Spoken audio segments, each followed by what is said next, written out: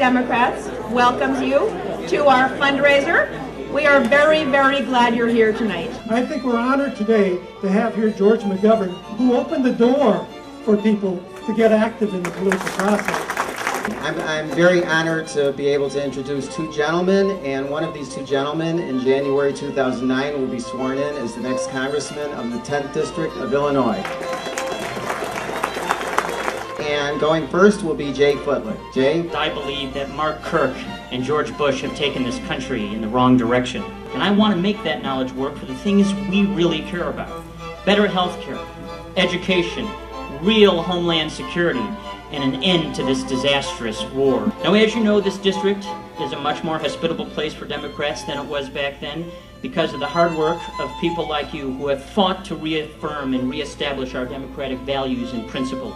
Mark Kirk and George Bush came to D.C. together in 2000. Let's make sure that Mark Kirk leaves with George Bush when he leaves in 2009. Thank you very much.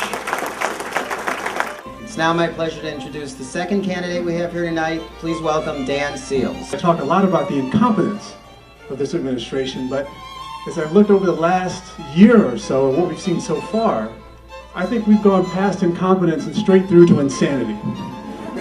When the president's response to the loss of life and money in Iraq is to send more troops, that's insanity. When a pharmacist is still allowed today to refuse to fill a prescription for birth control, that is insanity. When the highest law enforcement officer in the land is in need of a perjury investigation, that is insanity. I hope everybody here contributes to support the TenthDems. We will not have a victory in 2008 without the TenthDems. Thank you so much.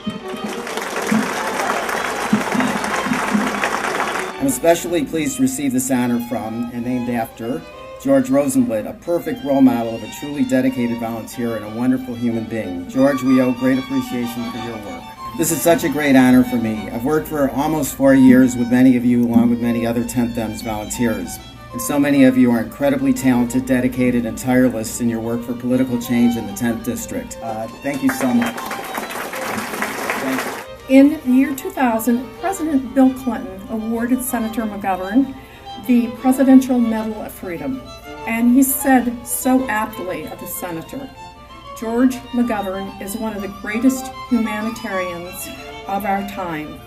He still imparts to us the power and the courage of his convictions. And aren't we glad to have him?